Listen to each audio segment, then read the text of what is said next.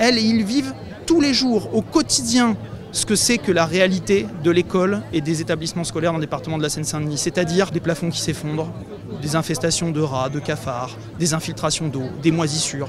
Dans 60%, plus de 60% des établissements du département, à la rentrée, il y avait plus d'un enseignant ou d'une enseignante qui n'était pas remplacé. En cette journée de grève nationale de la fonction publique, un secteur a notamment répondu présent pour faire valoir ses droits dans la rue. Il s'agit du corps enseignant.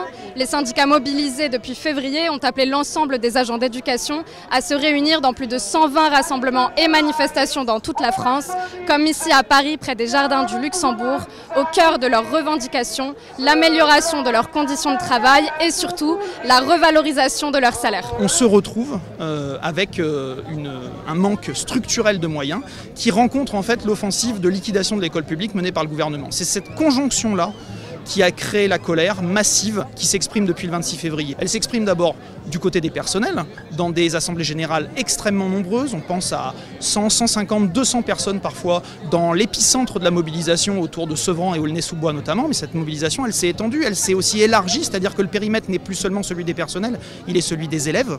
On pense à la mobilisation notamment virale des élèves du lycée Blaise Cendrars à Sevran, mais elle est aussi celle des parents d'élèves, bien entendu, qui nous ont rejoints dans cette lutte parce qu'on a une offensive gouvernementale en cours qui est celle du choc des savoirs, qui est la phase terminale du projet gouvernemental de liquidation de l'école publique. Une école du tri, du séparatisme, du tri social néolibéral, du clivage, de la séparation des élèves. Du fric pour l'école publique et du cash pour le 93. On nous avait prévenu qu'on commencerait dans le 93, on nous avait dit que la situation était souvent compliquée, mais souvent on veut nous faire croire que c'est parce que les élèves sont compliqués.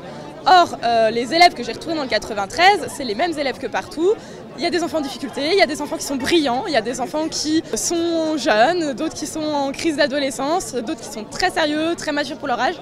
C'est vraiment les mêmes élèves qu'ailleurs. Par contre, il y a des problématiques sociales ici qui sont effectivement généralement plus dramatiques qu'ailleurs.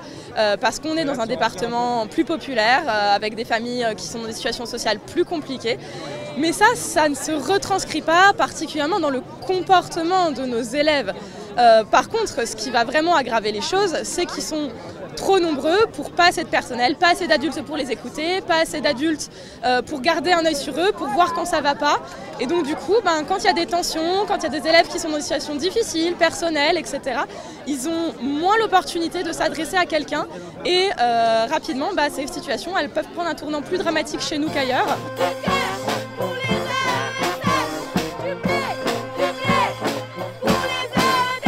Là, on attaque notre 4e semaine de grève au lycée Blaise Cendrars.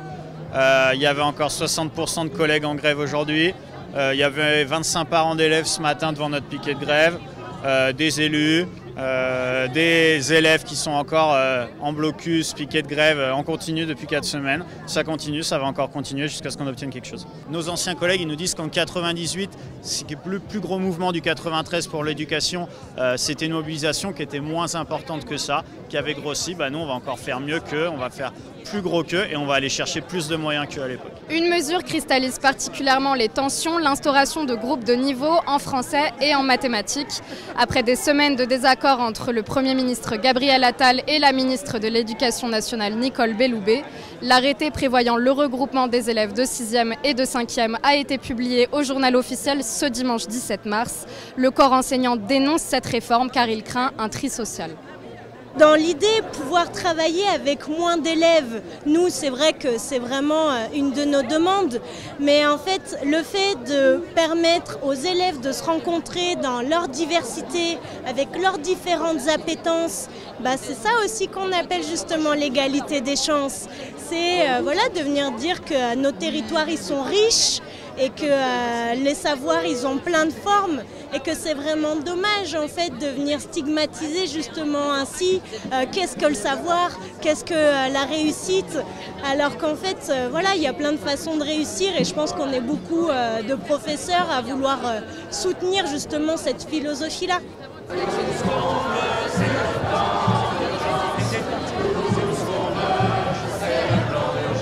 Nous, on nous nous a expliqué qu'en gros, pour le français et les mathématiques, si on prend 3 classes, on les divise en 4 groupes. Ça veut dire qu'on va rajouter 1 heure en plus, le temps des mathématiques et le temps du français. Où est-ce qu'on va trouver tous ces enseignants et ces nouveaux enseignants et enseignantes qui vont donner des cours de mathématiques et de français?